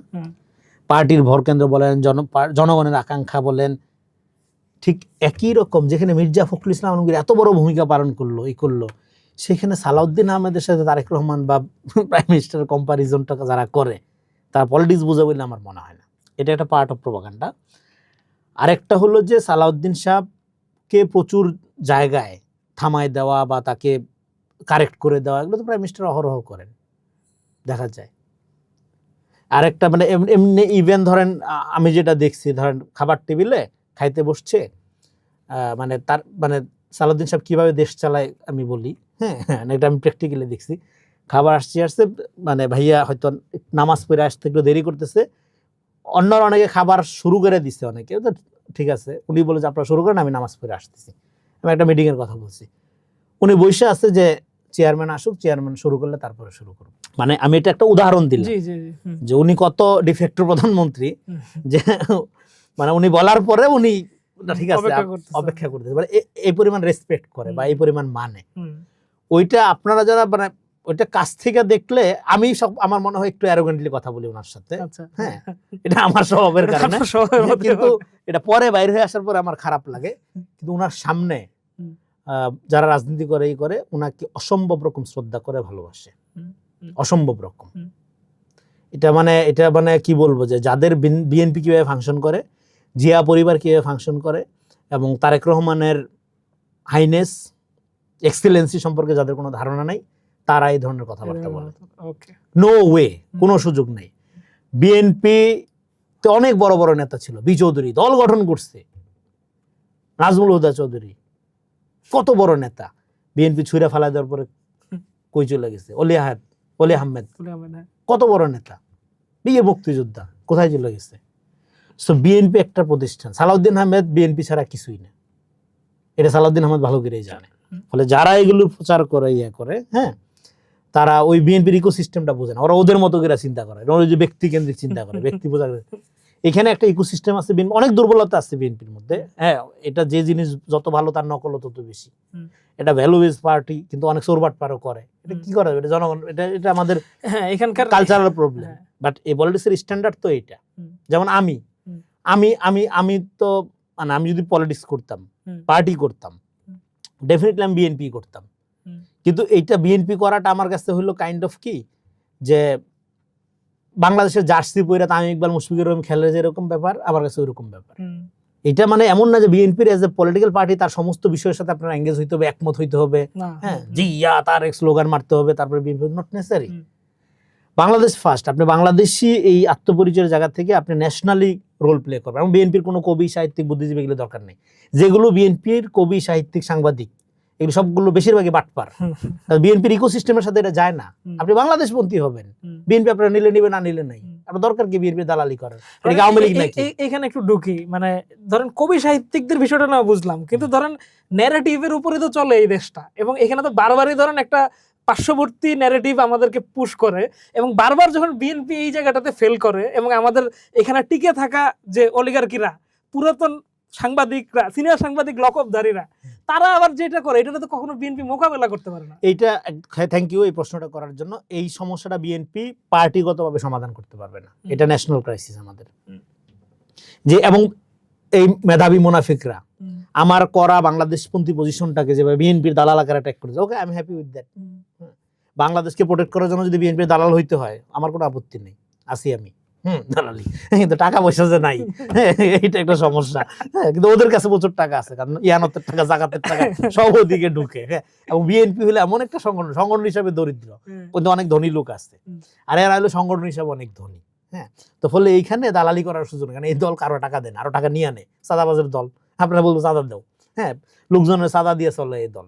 মানে দল কাউকে ফান্ডিং করে না দলীয় ভাবে, যেটা ওরা করে, মেধাবীরা করে। তো ফলে বিএনপি দালালি করা একটা লস প্রজেক্ট, হ্যাঁ, এটা তারা জানে না, এই জন্য বলে। তো যাই হোক, কিন্তু ওই ব্যক্তিগত ধান্দার জন্য যারা বিএনপির এই ইয়াটার সাথে, যে জায়গাতে প্রশ্নটা আসলো, এটা কেন বিএনপি দলীয়ভাবে সমাধান করতে পারবে না? দলীয়ভাবে এই কারণে সমাধান করতে পারবে না, কারণ আমাদের এখানকার কালচারাল ন্যারেটিভসের মধ্যে, ঐতিহাসিকভাবে আমাদের হিস্ট্রিসিটির মধ্যে এই জিনিসটা ভারতীয় বাঙালি জাতীয়তাবাদকে মেইনস্ট্রিম করা হয়েছে। একটা hyper secularity, hyper secularity is not real secular, hyper secularity, এবং যেটা বেসিক্যালি ইসলামোফোবিক, মুসলমান বিদ্বেষ এবং বাংলাদেশি আত্মপরিচয়ের বিরুদ্ধে গিয়ে এখানে প্রজেকশন করা হয়েছে। এবং এটা নিয়ে আমরা বলছি ফেসিবাদ আগের মোকাবেলা হইলো, ফয়সালা হলো এই কালচারাল পলিটিক্সটাকে পরাজিত করে নেওয়া। সেটা আমি 23 সালে লিখছিলাম, জবান আমরা কালচারাল ফেসিবাদ সংখ্যাও বের করছিলাম গোপনে। এইটাই যেহেতু মূলধারা, এটা বিএনপি যদি এবার এই মূলধারায় কাউন্টার করার জন্য তার নিজের কবি সাহিত্য প্রডিউস করা শুরু করে, এগুলো আরেক বাটপার হয়ে উঠবে। বাংলাদেশের শিল্প, সাহিত্য, সাংবাদিকতার এগুলোর জগতের যত বাটপার, এত বাটপার তো অন্য সেক্টরে কম আছে, সবচেয়ে বেশি বাটপার এই সেক্টরে। এত বাটপার, একটার চেয়ে আরেকটা মানে সেরা। তো বিএনপি, এই জন্য বিএনপি পন্থী কবি সাহিত্যিকের নামে যেটা আগে আলোচনা করেছিলাম, যেগুলো আসে বেশিরভাগই বাটপার। তো বিএনপি কি করতে হচ্ছে, তুমি বাটপার হও, হ্যাঁ, বিএনপি অনেক বড়, বিএনপি দরদি হও, আওয়ামী লীগ হও, জামাত হও, যাই হও, অসুবিধা নাই, তুমি প্রফেশনাল সাংবাদিকতাটা করো। বারবার এই আহ্বানটা কিন্তু জানে, কিন্তু ও করতেছে কি, প্রফেশনালিজমের নামে বিএনপি বিট করে 70% জামাত, পিএম বিট করে গেছে, দেখলাম এক টেলিভিশনের মানে হেড অফ নিউজ, করা জামাত, গোলাম আজম হচ্ছে বড় জামাত, পিএম বিট করে সে যাচ্ছে। সো এরকম আছে। তো এই প্রক্রিয়াগুলো, এটা আওয়ামী লীগ এই ক্যাডার ভিত্তিক পার্টিজান গদি মিডিয়ার যেটা, এইটা একটা বিএনপি যেহেতু একটা ভ্যালু বেস বাংলাদেশপন্থী লিবারাল ডেমোক্রেটিক পার্টি, তার এই জিনিসটা দরকার নাই। কিন্তু এটা প্রোটেক্ট করার জন্য বিএনপি যেটা লাগবে, ইউ আর ভেরি রাইট, বাংলাদেশপন্থী ক্যাপাবল যারা গ্লোবালি বাংলাদেশকে রিপ্রেজেন্ট করবে, এইরকম ইন্টেলেকচুয়াল সাংবাদিক সাহিত্যিক যাতে বিকশিত হইতে পারে, সেই ক্ষেত্র তার তৈরি করে করতে হবে। তার পার্টিজান সাংবাদিক তৈরি করার দরকার নেই। আমার পার্টিকুলার, আমি বিএনপির কাছে কিছু চাই না, খালি আমার বাধা না দিলেই হবে। আওয়ামী লীগ যেটা দিচ্ছে, আমার নিজের যে প্রফেশনাল যোগ্যতা আছে, আল্লাহ যতটুকু দিছে, প্রয়োজনে আরো করে পরিশ্রম করে যোগ্যতা বাড়াবো, খাইটা খাবো, কাজ করবো, অসুবিধা নেই। আমার কোনো সুবিধা দিতে হবে না, খালি বাধা না দিলেই হবে, এতেই আমি খুশি। হ্যাঁ, বিএনপি দালালি এই জন্যই করবো যে আমার বাধা দেন এসে, কোনো সুবিধা দেওয়ার দরকার নেই, কোনো পোস্ট পদবি দেওয়ার দরকার নেই, কিচ্ছু দেওয়ার দরকার নেই। সো এইটা যখন একটা ফেয়ার প্রতিযোগিতার মধ্য দিয়ে যখন লোকজনগুলো যাবে, বিকশিত হবে, প্রফেশনালি কইরা খাবে, তখন হইলো এই যে পার্টিজান সাংবাদিক যেগুলো হয়, ক্লাব কেন্দ্রিক সাংবাদিকতা করে, এরা তো সাংবাদিকতাটা ছাড়া সবই করে। হ্যাঁ, যে সাহিত্যিক ও তো লাইব্রেরি পড়াশোনা এগুলি নিয়ে ব্যস্ত থাকবে, ওই দোলদারি করার সুযোগ পাবে কোথা থেকে? আমার সর্বনাশ, ধ্বংস হয়ে যাচ্ছে আমি টকশো মকশো এই পলিটিক্সের মধ্যে ঢুকিয়া। আমার ইন্টেলেকচুয়াল ডেভেলপমেন্ট একদম তলানিতে নেমে গেছে, এই জন্য রাস্তাঘাটে পড়াশোনা করতে, তো এগুলো ছেড়ে দিতে হবে। যাই হোক, তো ফলে এই জিনিস করে কেমনে তারা, পুরাটাই অস্বাস্থ্যকর। তো এই জন্য বিএনপিকে আমরা বারবার বলতেছি, তাকে যেগুলো জাতীয় সংস্কৃতির বিকাশ ঘটাইতে হবে, কাউন্টার কালচার প্রডিউস করতে হবে, করে এই ফ্যাসিস্টিক বাঙালি জাতীয়তাবাদী এবং আরেকটা যে নব্য ফ্যাসিস্ট যেটা, হ্যাঁ, নব্য ফ্যাসিস্ট যেটা ইসলাম বিরোধী মুসলিম সেন্টিমেন্টের যে নতুন কালচারাল অলিগার্ক যারা গড়ে তুলতে চেষ্টা করছে, যারা নতুন এস্টাবলিশমেন্ট গড়ে তোলার চেষ্টা করছে আওয়ামী মডেলে, মাফিয়াদের টাকা পয়সা নিয়ে, হ্যাঁ, এবং এর অনেক সুশীল মুনাফিকরা যাচ্ছে, যে নতুন নতুন প্রজেক্ট নামাচ্ছে, হ্যাঁ, অবৈধ টাকা, কালো টাকার উপরে ভর করে। এই প্রক্রিয়া থেকে বাংলাদেশকে বের করে আনতে হবে। এই জন্য পিপুল লাইক ইউ, মি এবং আমাদের ছোট ছোট ইন্ডিপেন্ডেন্ট মিডিয়া করতে হবে, আমাদের আগায় যেতে হবে, এবং জনগণকে আমাদের বলবো যে আমাদেরকে সহযোগিতা করেন। এই মাফিয়া কর্পোরেট যেগুলো, ওগুলোর মধ্যে দিয়ে যে মিডিয়াগুলো আসবে, হ্যাঁ, এটার জনগণের জনমাধ্যম বা গণমাধ্যম হওয়ার সম্ভাবনা কম, সেটা প্রচার মাধ্যমই হবে। দারুণ ভাই। এবার একটু আন্তর্জাতিক পরিমণ্ডলে যাই। আমি একসাথে 2-3টা প্রশ্ন আপনারা ছুড়ে দিতে চাই ভাই, আপনি একসাথে আমার একটু আলাপ করেন। সেটা হইতেছে যে কি সাম্প্রতিক সময়ে ইন্ডিয়ার একটা পুশিন প্রবণতা আমরা দেখতেছি। একদিকে হাসিনা ইন্ডিয়াতে, তার হাজার হাজার নেতা কর্মীরা ইন্ডিয়াতে, তাদের বিষয়ে তো তাদের খুব প্রেম। আবার এই খুবই অত্যন্ত দরিদ্র, তারা কি আদৌ বাংলাদেশি কিনা, অথবা তাদেরকে ফেরত পাঠানোর যে প্রোটোকল থাকতে পারে সেই সব বিষয়ে না গিয়ে এইভাবে একটা নো ম্যান জোনে ফেলে রাখার ব্যাপারটা। আবার আমরা দেখলাম সাম্প্রতিক সময় ডাক্তার জাহিদের সাথে যে ঘটনাটা ঘটলো, ওনাকে প্রবেশ করতে না দিয়ে প্রায় 2.5 ঘন্টা বসায় রাখা। এখন ধরেন আমরা জানি যে জিয়াউর রহমান সার্ক করলেন, এই অঞ্চলের যে আঞ্চলিক নিরাপত্তা, আঞ্চলিক যোগাযোগের বিষয়গুলো এস্টাবলিশ করলেন। তো তারেক রহমানের সাথে কি ভারতের সম্পর্কটা সেরকম হবে নাকি? না দেখেন, এখানে হ্যাঁ অনেকগুলো প্রশ্ন আপনি একসাথে করছেন। পুশিন এটা একটা অমানবিক, মানবতা বিরোধী অপরাধ ভারত করে চলেছে। ওইখানে যদি, এবং এখানে সালাউদ্দিন সাহেবকে ধন্যবাদ দিতে হবে, উনি আমাদের যে বর্ডার গার্ড তাকে যথার্থ নীতি দিয়েছেন যে আপনারা যখন ওরা পুশিন করার চেষ্টা করে প্রথমে দেখবেন সে কোন দেশের নাগরিক। যদি ভারতের হয় ইনস্ট্যান্ট প্রতিরোধ করবেন যা লাগে, আর যদি বাংলাদেশের হয় বলবেন যে ওকে সুন্দরভাবে প্রক্রিয়া আছে পাঠাও, আমরা নিয়ে নিব, কোনো সমস্যা নেই। বাট এইভাবে চলবে না। মানুষ কেন, কোনো পশু পাখিকেও আপনি এইভাবে ঠেলে দিতে পারেন না। সেটাই তো। হ্যাঁ, তো এবং আন্তর্জাতিক আইন আছে, ফলে এটা নিয়ে আমি মনে করি আন্তর্জাতিক পরিসরে বাংলাদেশের সোচ্চার হওয়া উচিত, কথা বলা উচিত। এবং ভারত তো আসলে পররাষ্ট্রনীতিতে গ্লোবালি জুতার বাড়ি খাচ্ছে জায়গায় জায়গায়। বাংলাদেশে তো, সাউথ এশিয়াতে তো পরাজিত সব জায়গায়। তো এইটা আন্তর্জাতিকভাবে আমাদের আনা উচিত। আনলে আমার মনে হয় যে ভারত এই যে মানবতা বিরোধী অপরাধ বিনা যুদ্ধে সীমান্ত এলাকা জুড়ে করছে, এটার ক্ষেত্রে ভারতকে বিচারের মুখোমুখি করার একটা প্রচেষ্টা আমাদের নেওয়া উচিত।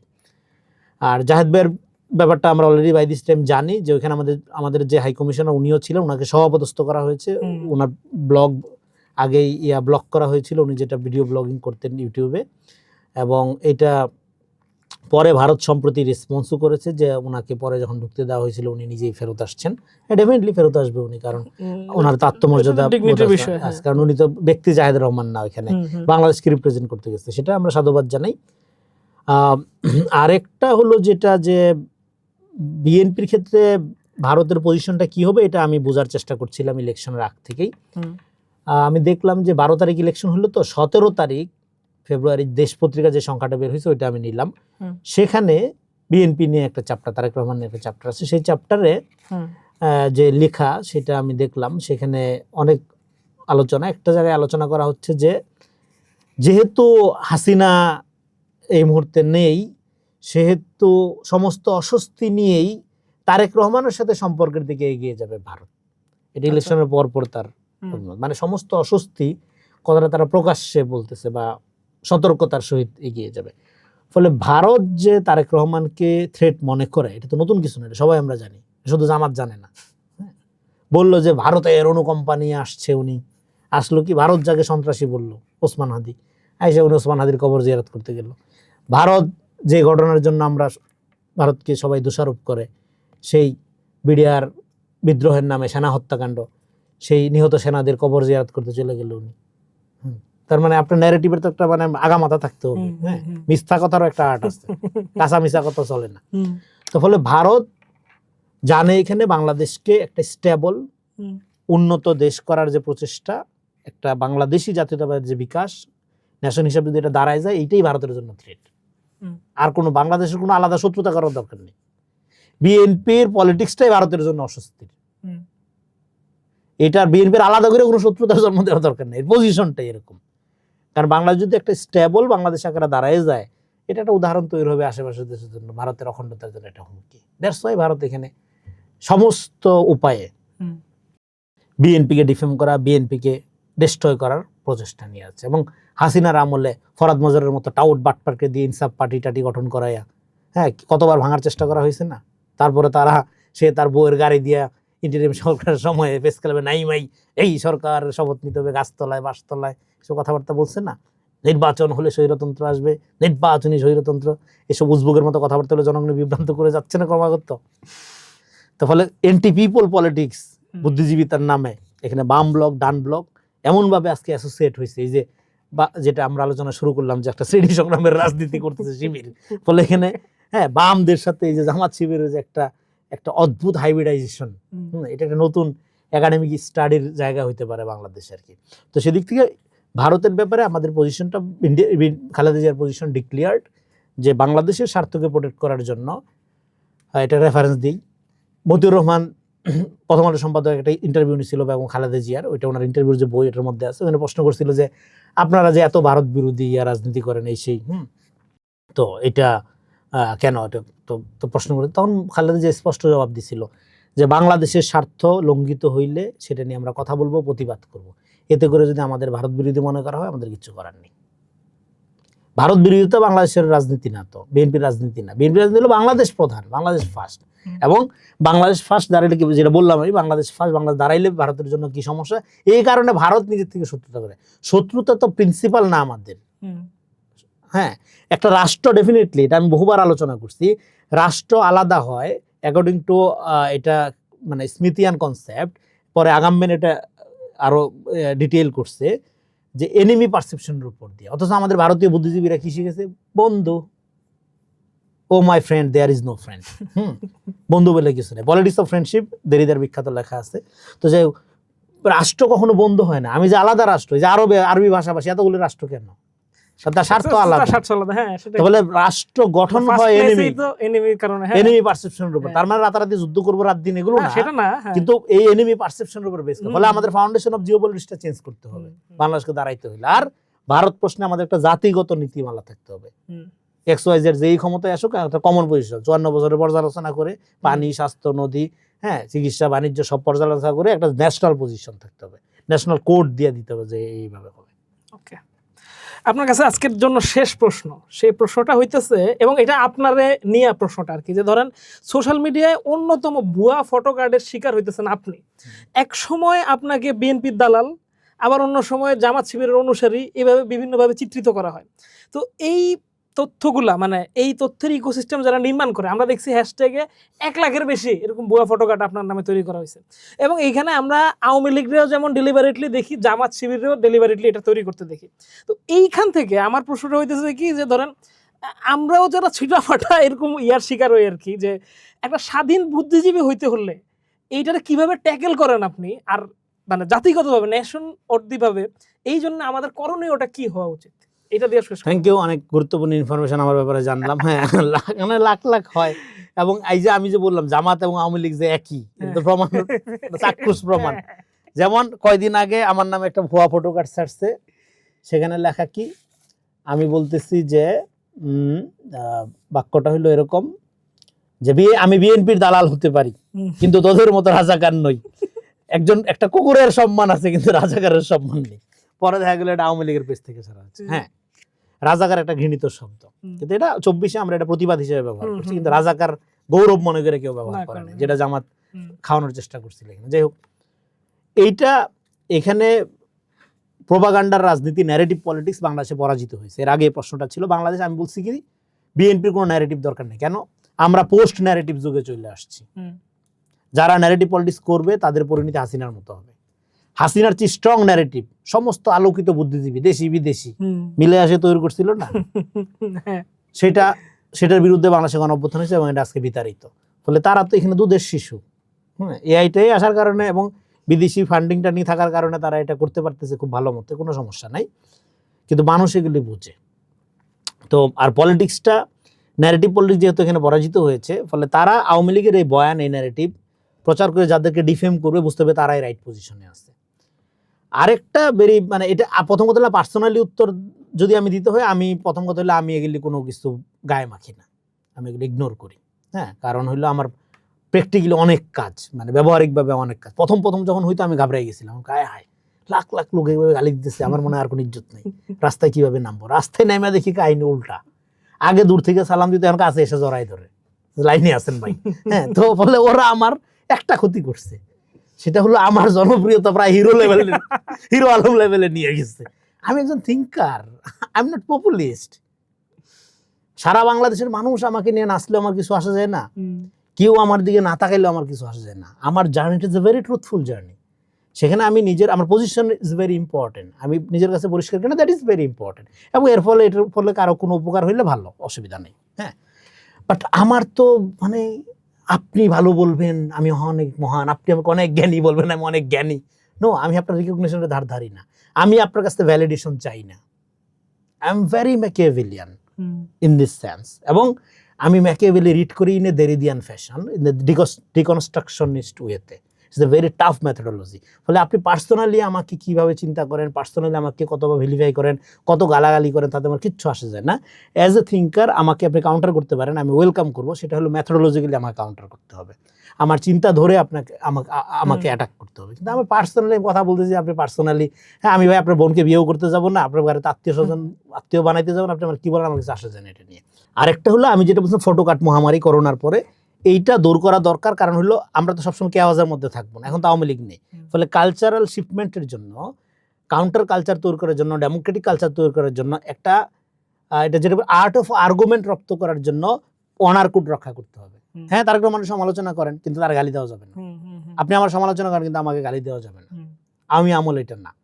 তো ফলে সরকারকে আমি বলছিলাম যে আপনার একটা এই আবার হাসিনার মতো ডিজিটাল সিকিউরিটি অ্যাক্ট করা যাবে না, এটা ডেমোক্রেটিক ভ্যালুজ রক্ষা করার জন্য, আবার আমাদের মতো নাগরিকদের প্রোটেক্ট করার জন্য আপনি ওই যে পর্যটন পুলিশ, বাণিজ্য পুলিশের মতো একটা আলাদা সিকিউরিটি ফোর্স দেন। আমার বিরুদ্ধে 1 লাখ ফটোকার্ড হয়েছে, আমি যাব অভিযোগ করব, খপ করে ধরবেন, 2,000 10,000 টাকা জরিমানা করবেন, 72 ঘন্টা জেল দিবেন, ছোট ছোট শাস্তি দিয়ে শেষ করে দিবেন। এবং এঙ্গেজমেন্ট হবে, আমরা তর্ক করব, আলোচনা করব, দ্বিমত পোষণ করব, কাউন্টার দিব, জবাব দিব, তর্ক করব, কোনো সমস্যা নেই। বাট এই যে ইন্ডাস্ট্রিয়াল লেভেলে আমাকে ডিফেম করার প্রচেষ্টা, এটা না আমি বুঝি। ধরেন আমি তো এটা আওয়ামী লীগে আমাকে জামাত শিবির বলছে, বিএনপির দালাল বলছে, এখন জামাতের লোকজনেরা বিএনপির দালাল বলতেছে, এই সেই বলতেছে, হ্যাঁ নানা কিছু বলতেছে। তো এই যে ট্যাগিং এর কাঠামো, পলিটিক্স অফ নেমিং সম্পর্কে আমি সচেতন। ফলে আমি তো ওর ভ্যালিডেশন চাই না। জামাত আমাকে কি বললো, আওয়ামী লীগ আমাকে কি বললো, তাতে করে আমার যোগ্যতা গুরুত্ব সমাজে নির্ধারিত হবে না। যোগ্যতা বা গুরুত্ব নির্ধারিত হবে থ্রু মাই অ্যাক্ট, এবং আমি এভরিডে প্রিসাইজলি অ্যাক্ট করি, চেষ্টা করি অন্তত কতখানি প্রপারলি পারি তা না এটা।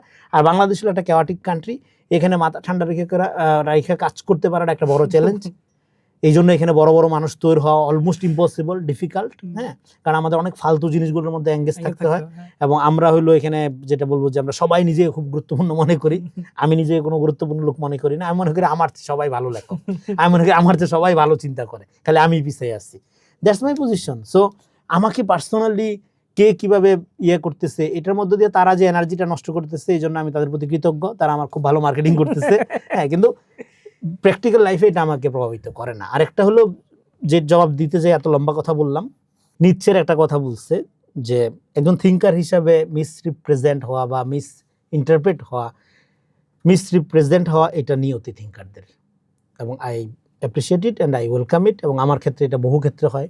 হুমায়ুন আহমেদ নিয়ে যখন আমি ইন্টারভেন করছি তখন লোকজন আমাকে পাগল বলছে, বাট আমার থিসিস সত্য প্রমাণিত হয়েছে। হ্যাঁ, বলছিল হুমায়ুন আহমেদ মারা যাওয়ার পরে এটা মুড়ির মতো নাই হয়ে যাবে।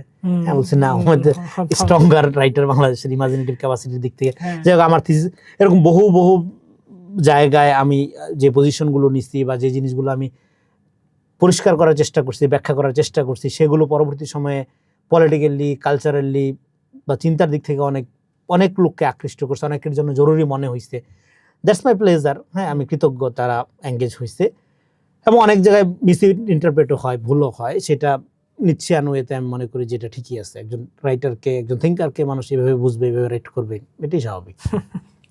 রনি ভাই, আপনাকে অনেক ধন্যবাদ আজকে আমাদেরকে সময় দেওয়ার জন্য। আপনি আসলে আমরা মূলত একটু একাডেমিক অ্যাপ্রোচে আলাপটা করতে পারি, এবং আপনাকে যেসব জায়গায় প্রেজেন্ট করা হয় আমার কাছে খুব দুঃখ লাগে এই জিনিসটাই, যে ধরেন আমরা আলাপটাতে পুরোপুরি ঢুকতে পারি না, মানে টক শোর এখানকার ফ্যাশনগুলোর যে সমস্যাটা।